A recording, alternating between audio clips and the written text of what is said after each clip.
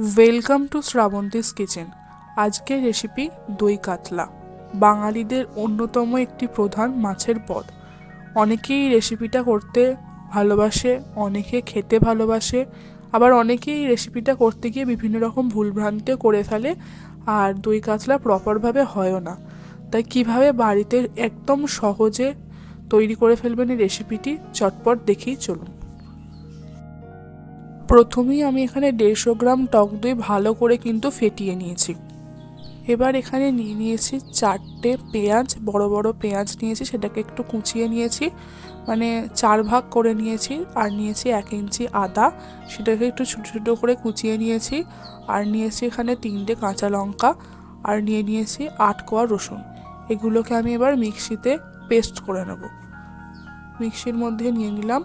এবার প্রথমে পেঁয়াজটাকে পেস্ট করে নেব, আর তারপর নিয়ে নিচ্ছে আদা, রসুন আর লঙ্কা, তারও একটা পেস্ট তৈরি করে নেব। তাহলে পেঁয়াজটাকে আলাদা করে পেস্ট করলাম, আর আদা, লঙ্কা, রসুন এগুলোকে কিন্তু আলাদা করে পেস্ট তৈরি করে নিলাম।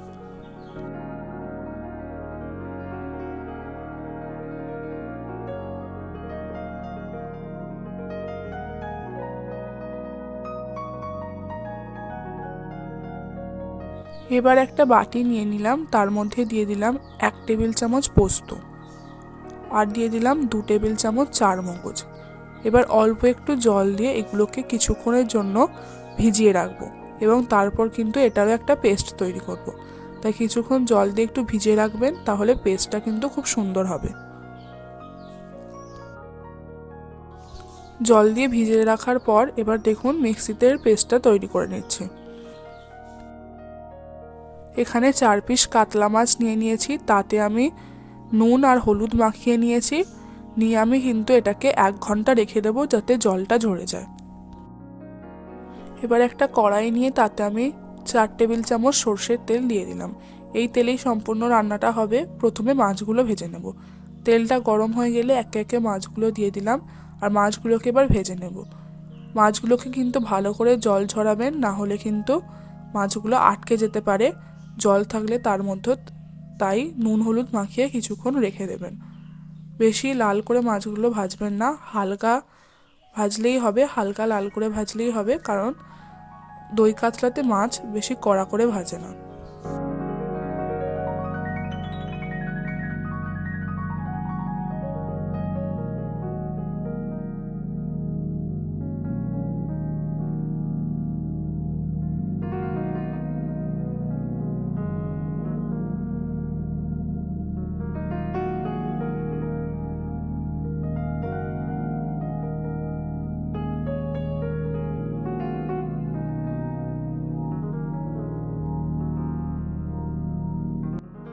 মাছগুলো দেখুন ভাজা হয়ে গেছে। এবার কিন্তু এক এক করে এই মাছগুলো আমরা তুলে নেব। মাছগুলো তুলে নেওয়ার পর এই মাছের তেলেই কিন্তু আবার রান্নাটা কন্টিনিউ করব।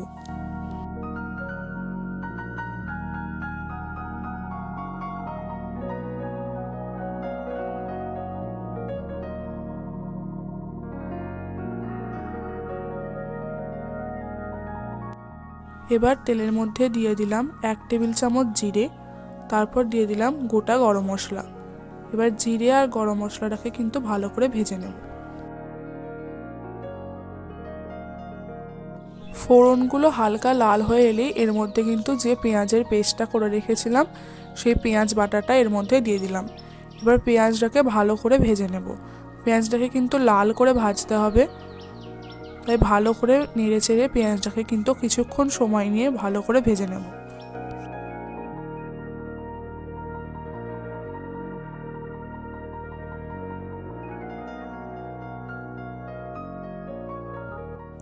এবার এর মধ্যে যে আদা, লঙ্কা, রসুনের পেস্টটা করে রেখেছিলাম সেটাও দিয়ে দিলাম। দিয়ে দেওয়ার পর ভালো করে কিন্তু নেড়ে চেড়ে এটাকে এবার আমরা কষাতে থাকবো কিছুক্ষণ।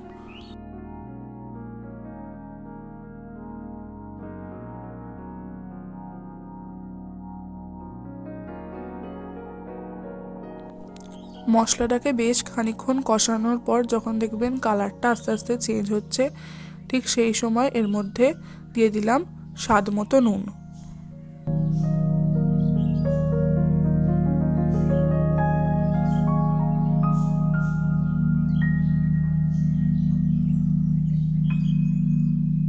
তারপর এর মধ্যে দিয়ে দিলাম 1/2 টেবিল চামচ গুঁড়ো চিনি। আমি এখানে গুঁড়ো চিনি ব্যবহার করেছি, আপনারা চাইলে গোটা চিনিও ব্যবহার করতে পারেন।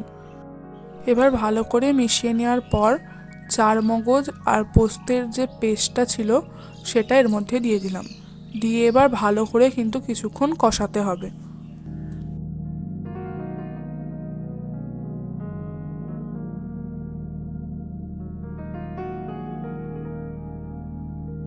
মশলাটাকে বেশ কিছুক্ষণ কষিয়ে নেওয়ার পর এবার এর মধ্যে যে ফ্যাটানো দই সেটা দিয়ে দিচ্ছি। এই সময় মনে রাখবেন গ্যাসের ফ্লেমটা কিন্তু একদম লো করে দেবেন।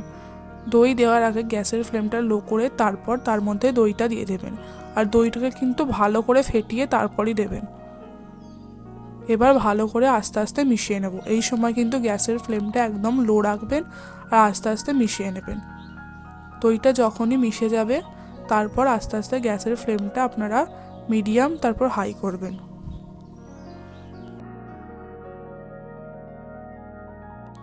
এই স্টেজেও কিন্তু আমাদের গ্যাসের ফ্লেমটা লোই আছে, লো ফ্লেমেতে ভালো করে এটা মিশিয়ে নেব।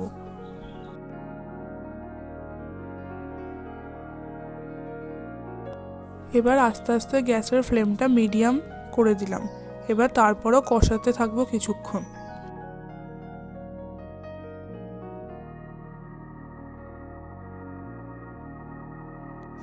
দইটা দেওয়ার পর দেখুন আস্তে আস্তে পাশ থেকে তেল বেরোচ্ছে, তার মানে বুঝতে হবে যে আমাদের গ্রেভিটা কিন্তু আস্তে আস্তে রেডি হয়ে যাচ্ছে।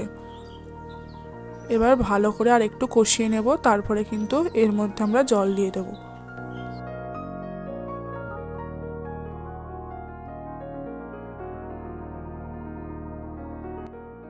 মশলাটাকে ভালো করে কষিয়ে নিয়ে তারপর বাটি ধোয়া জল এর মধ্যে দিয়ে দিচ্ছি। বেশি জল কিন্তু দেবেন না, হালকা গ্রেভি হবে, মাখা মাখা গ্রেভি, তাই অল্প একটু জল দিলেই হবে। দেখুন আমি এখানে 2 বাটি জল দিয়ে দিলাম। এবার ভালো করে এটাকে মিশিয়ে কিছুক্ষণ ফুটতে দেব। এখন গ্যাসের ফ্লেমটা হাই করে দিয়েছি, দিয়ে এবার কিছুক্ষণ ভালো করে ফুটতে দেব।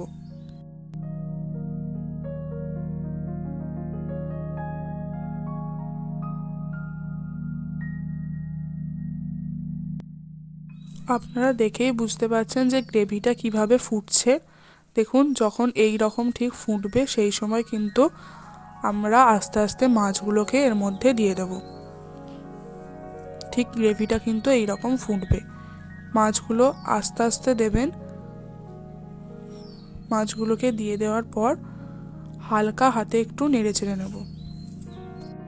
মাছগুলো দেওয়ার পর যখন নাড়াচাড়া করবেন তখন একটু কেয়ারফুল থাকবেন যেন কোনোভাবে মাছগুলো ঘেঁটে না যায়। দেখুন হালকা হাতে এইভাবে গ্রেভিটা এর ওপরে দেবেন, দিয়ে এবার ঢাকা দিয়ে দিলাম।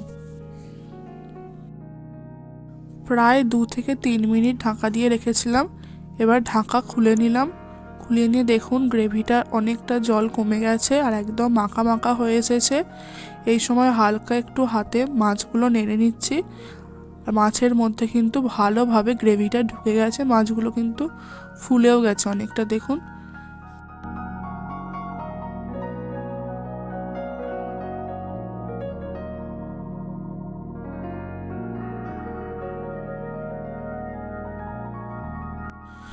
এই পর্যায়ে কিন্তু আমাদের দই কাতলা প্রায় রেডি হয়ে গেছে। এবার একটু ফিনিশিং টাচ দেওয়ার পালা।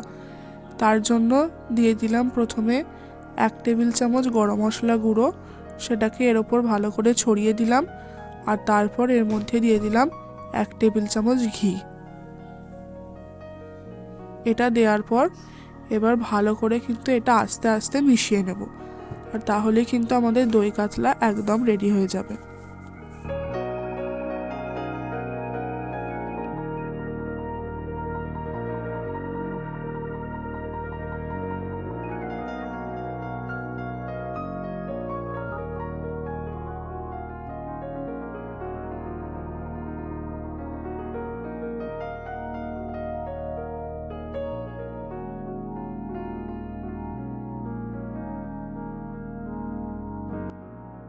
দই কাতলা একদম রেডি হয়ে গেছে। দেখুন কি দেখতে একদম অনুষ্ঠান বাড়ির মতো লাগছে তো।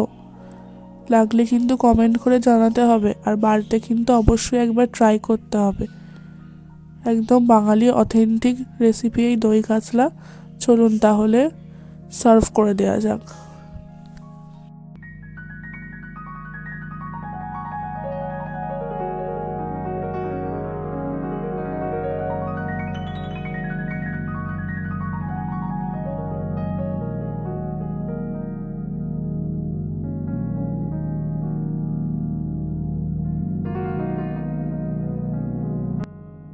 গরম ভাতের সঙ্গে যদি এক পিস দই কাতলা থাকে তাহলে আর কোনো কথা হবে না বস। বাড়িতে এইভাবে রান্না করে একবার দেখুন, অবশ্যই আপনাদের বাড়ির অতিথিরা বা আপনাদের বাড়ির যে সদস্য তারা খেয়ে অবশ্যই ভালো বলবে, এটা আমার গ্যারেন্টি। তাই অবশ্যই বাড়িতে একবার তৈরি করুন, আর ঠিক এই রকমই আপনাদেরও হবে।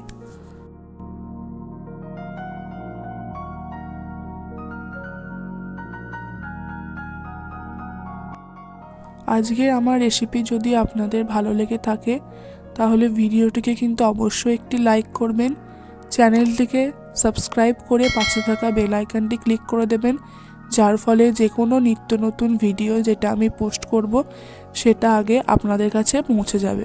তার সঙ্গে বন্ধুদের সঙ্গে অনেক অনেক শেয়ার করবেন, আমাকে কমেন্ট করে জানাবেন আপনাদের এই রেসিপিগুলি কেমন লাগছে, আর আমার পাশে থাকবেন। আবার দেখা হবে অন্য কোনো ভিডিওতে অন্য কোনো রেসিপিকে সঙ্গে নিয়ে। ততদিন সুস্থ থাকবেন, ভালো থাকবেন, খাওয়াতে থাকবেন, খেতে থাকবেন। ধন্যবাদ।